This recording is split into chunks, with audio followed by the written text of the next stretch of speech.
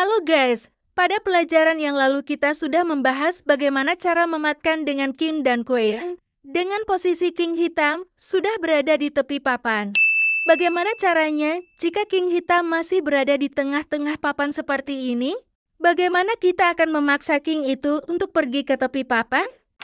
Karena jika kita berharap hitam secara sukarela, hitam punya pilihan untuk tidak akan pergi ke sana.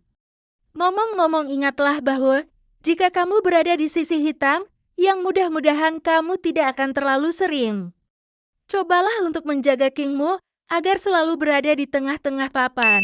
Jangan secara sukarela berjalan menuju tepi papan, karena petak mati king selalu berada di tepi papan.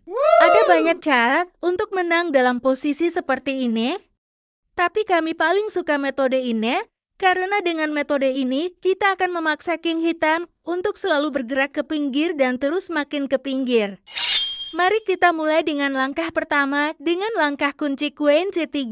Perhatikan bahwa langkah ini mengurung king hitam, seperti yang kamu lihat dengan tanda panah merah.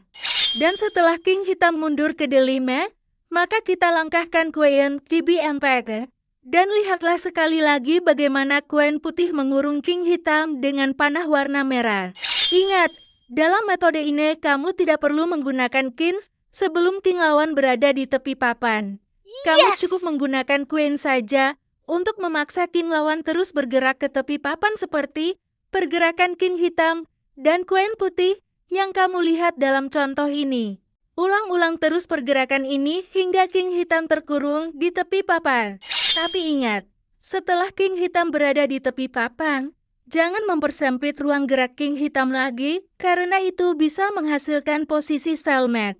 Jadi apa yang harus putih lakukan saat ini? Ya, seperti dalam pelajaran sebelumnya, kamu harus membawa kingmu bergerak mendekati king hitam dengan secepat-cepatnya. King putih terus bergerak naik, sementara king hitam hanya mondar-mandir di baris belakang. Hingga akhirnya king putih tiba di depan king hitam. Dalam posisi ini, putih bisa melakukan checkmate dengan 3 cara. Pertama, dengan melangkahkan queen ke G7 checkmate. Kedua, bisa juga dengan langkah queen E8 checkmate. Dan yang ketiga, bisa juga dengan langkah queen D8 checkmate. Meskipun kelihatannya cukup mudah, tapi kamu perlu mencobanya di atas papan caturmu. Ulang-ulang teknik ini, sehingga kamu dapat melakukannya secara otomatis tanpa berpikir lagi.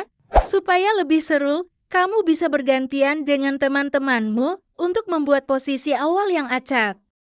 Demikian pelajaran kita kali ini. Sampai jumpa kembali di pelajaran berikutnya.